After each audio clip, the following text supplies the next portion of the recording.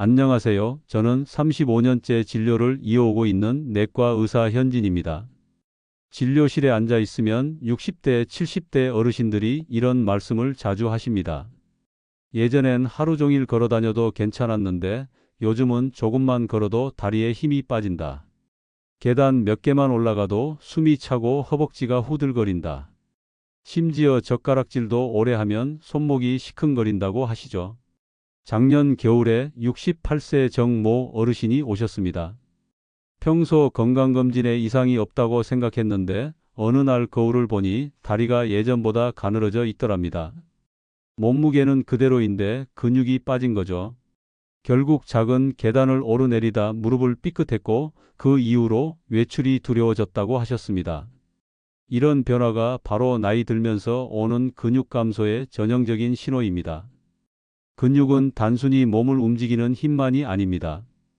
혈당을 조절하고 면역을 지키고 넘어졌을 때 몸을 보호하는 가장 중요한 장기입니다.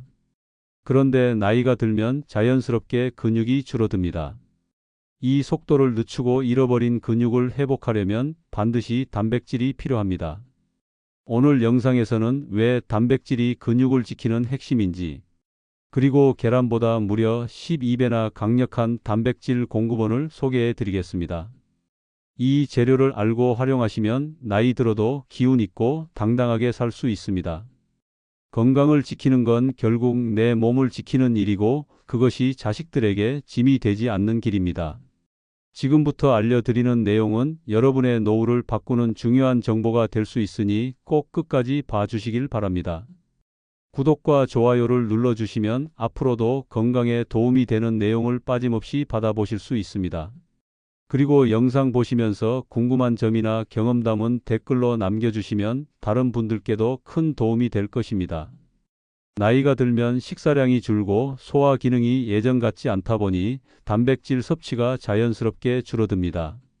게다가 치아가 불편하거나 위장 상태가 좋지 않으면 고기나 생선처럼 씹고 소화해야 하는 음식은 피하게 되죠. 그 결과 단백질은 서서히 부족해지고 몸은 조용히 변하기 시작합니다. 첫 번째 신호는 힘이 빨리 빠지는 겁니다. 평소 잘 들던 물건이 무겁게 느껴지고 오래 걷지 못하는 경우가 많아집니다. 두 번째는 몸이 자주 붓고 회복이 느려집니다. 근육량이 줄어들면 체내 수분 균형이 깨지고 순환이 나빠져 부종이 잘 생깁니다. 상처가 나거나 병이 걸려도 회복 속도가 예전보다 느려집니다. 세 번째는 면역력 저하입니다. 근육은 단백질 저장고이자 면역 세포를 만들어내는 공장 같은 역할을 합니다. 이 공장이 멈추면 감기에 잘 걸리고 작은 질병도 오래 가게 됩니다. 네 번째는 균형 감각 상실입니다. 근육이 줄어들면 넘어질 위험이 커지고 골절로 이어질 수 있습니다. 특히 골절은 회복 기간이 길어지고 그동안 활동이 줄어들어 근육 감소가 더 빨라지는 악순환을 만듭니다. 혹시 이런 경험 있으신가요? 평소보다 쉽게 피로를 느끼고 계단이나 언덕이 힘들고 자주 붓고 감기가 오래가는 경우, 이런 증상이 있다면 이미 단백질이 부족하다는 경고일 수 있습니다. 이제 단백질이 왜 중요한지, 그리고 어떤 식품을 선택해야 효과적으로 보충할 수 있는지 구체적으로 살펴보겠습니다. 근육은 단백질로 만들어진 조직입니다. 벽돌로 집을 짓듯이 단백질이 모여 근육을 만들고 유지합니다. 나이가 들면 우리 몸은 근육을 만드는 속도보다 분해하는 속도가 빨라집니다. 이 과정을 의학적으로 근감소증이라고 부르는데 보통 40대부터 서서히 시작해 60대 이후에는 그 속도가 눈에 띄게 빨라집니다. 단백질이 충분히 들어오면 근육세포는 끊임없이 새로 만들어지고 손상된 조직도 수리됩니다. 하지만 단백질이 부족하면 몸은 저장된 근육 단백질을 분해해 다른 기능에 사용하게 됩니다. 그 결과 다리 힘이 약해지고 척추 주변 근육이 줄어 허리 통증이 생기며 어깨와 팔 힘이 떨어져 생활이 불편해집니다. 단백질은 근육만 지키는 것이 아닙니다. 호르몬과 효소, 면역세포, 심지어 혈액 속의 운반 단백질까지 모두 단백질로 이루어져 있습니다.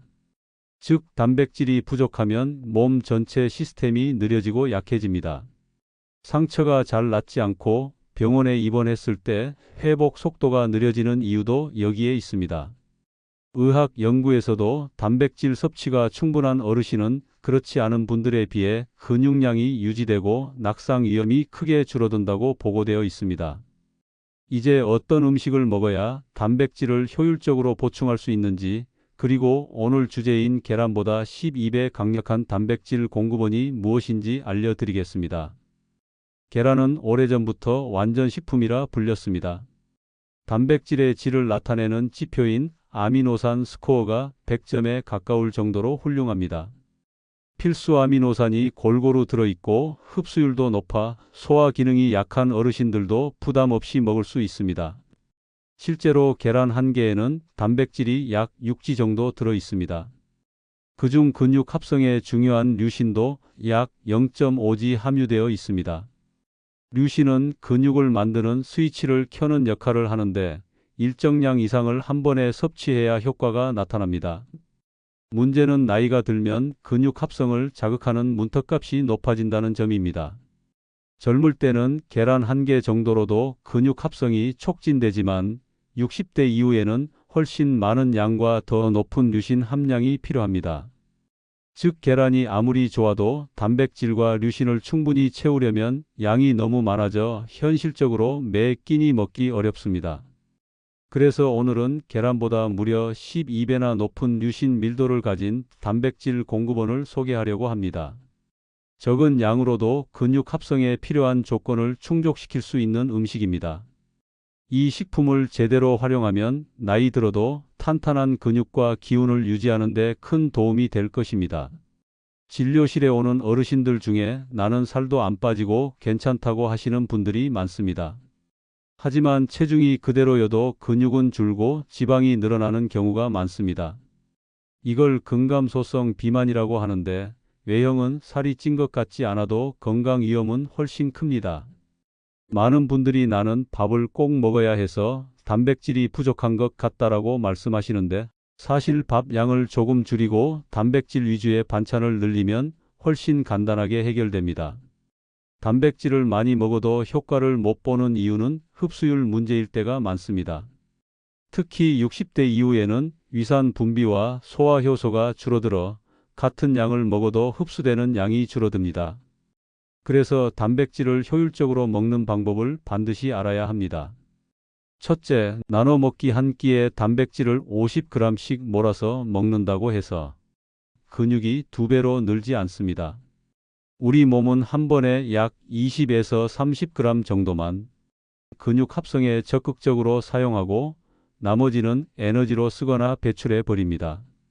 따라서 아침, 점심, 저녁에 나누어 먹는 것이 중요합니다.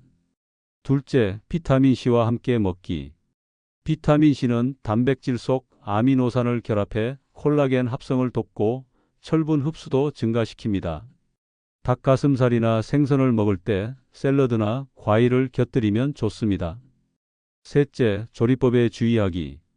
단백질은 과도한 열과 기름에 오래 노출되면 변성이 심해져 소화가 어렵습니다.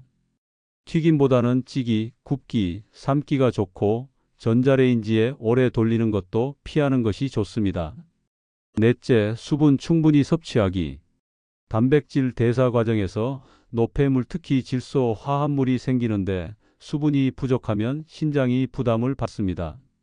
하루 1.5리터 이상 물을 조금씩 나누어 마시는 것이 좋습니다. 많이 하는 잘못된 습관. 하루 한 끼만 단백질을 왕창 먹는 경우. 단백질 파우더만 믿고 다른 영양소는 신경 안 쓰는 경우. 고기 위주로만 단백질을 먹어 콜레스테롤이 올라가는 경우. 수분 섭취를 거의 안 하는 경우. 이렇게 잘못된 습관을 바로잡고 흡수율을 높이는 방법을 적용하면 같은 양의 단백질로도 근육과 힘이 훨씬 더 빨리 회복되는 걸 느끼실 수 있습니다. 몇 달 전 72세 이모 어르신이 진료실에 오셨습니다. 평소 계단만 올라가도 숨이 차고 무릎 통증 때문에 운동도 거의 못 하셨죠.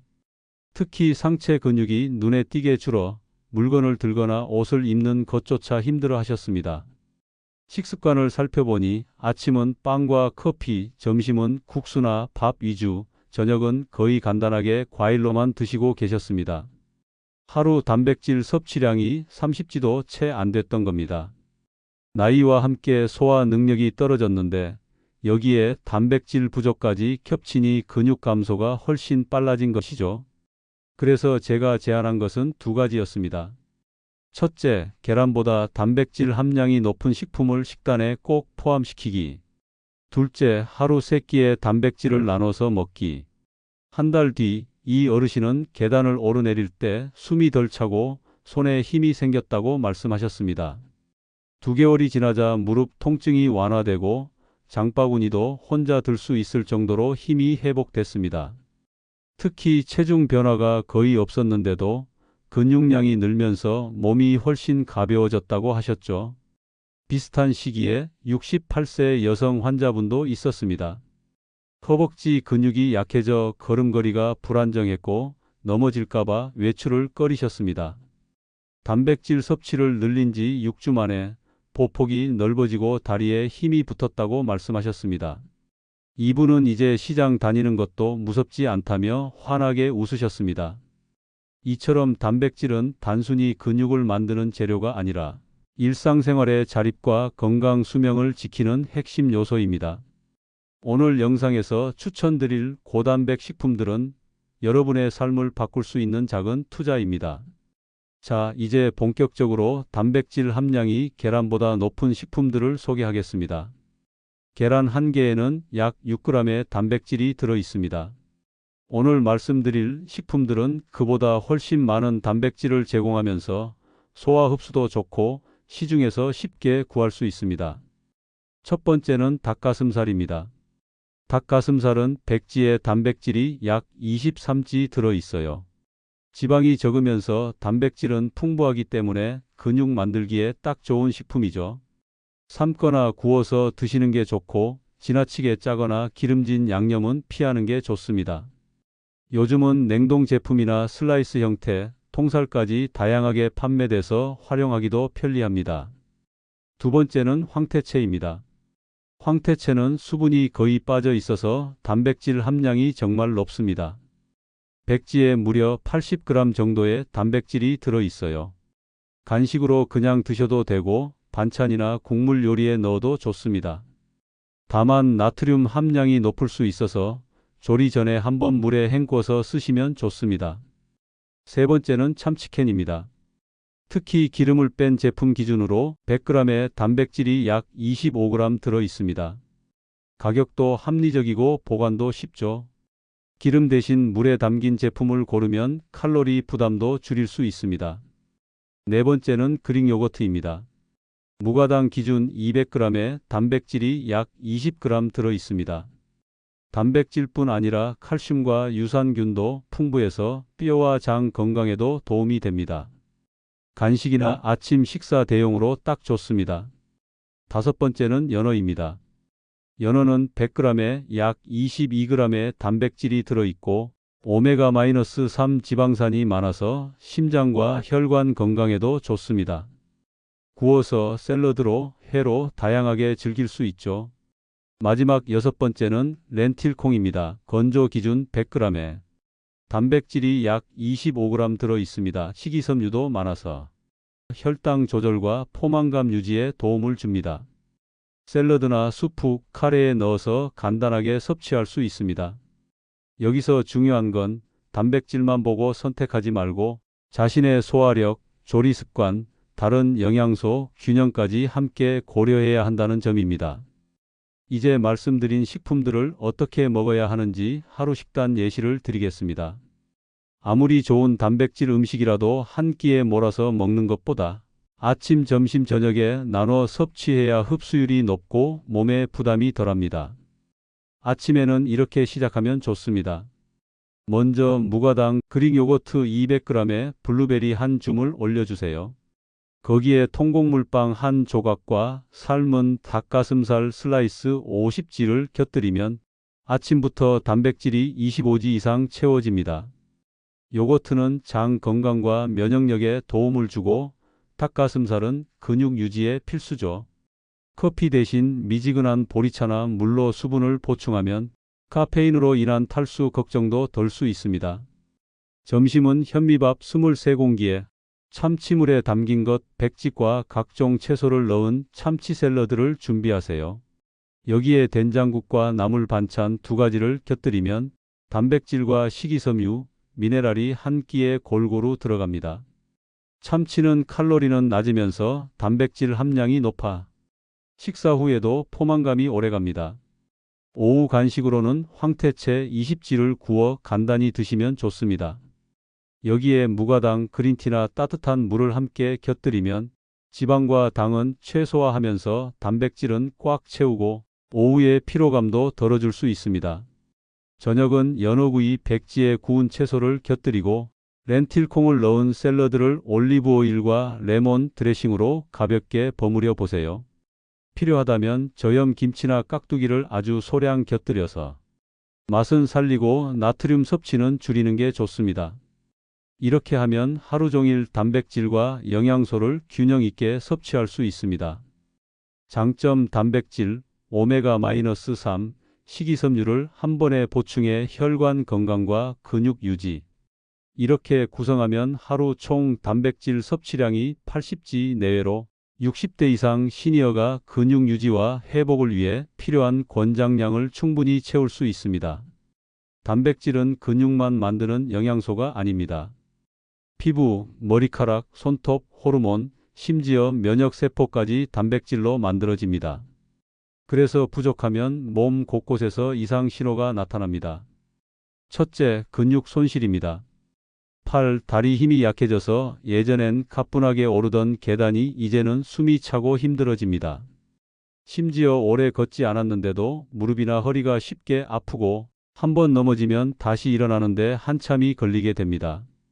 둘째, 면역력 저하입니다. 예전 같으면 하루 이틀이면 나았던 감기가 이제는 오래가고 잘 낫지 않게 됩니다. 작은 상처도 회복이 더디고 입안에 구내염이 자주 생기죠. 셋째, 피부와 머리카락의 변화입니다. 피부가 점점 건조해지고 주름이 깊어집니다. 머리카락이 가늘어지고 쉽게 빠져서 빛만 돼도 머리카락이 우수수 떨어집니다. 손톱도 약해져서 조금만 부딪혀도 금방 부러집니다. 넷째, 부종입니다.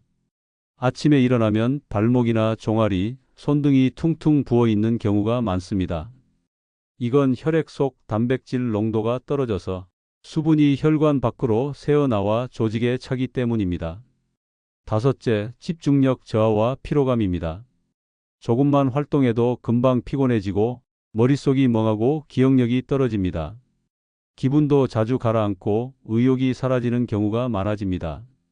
많은 분들이 이런 증상을 단순히 나이 탓이라고 생각하지만 실제로는 단백질 부족이 주원인인 경우가 많습니다. 충분한 단백질을 섭취하면 이런 증상 중 상당수가 완화되거나 사라질 수 있습니다.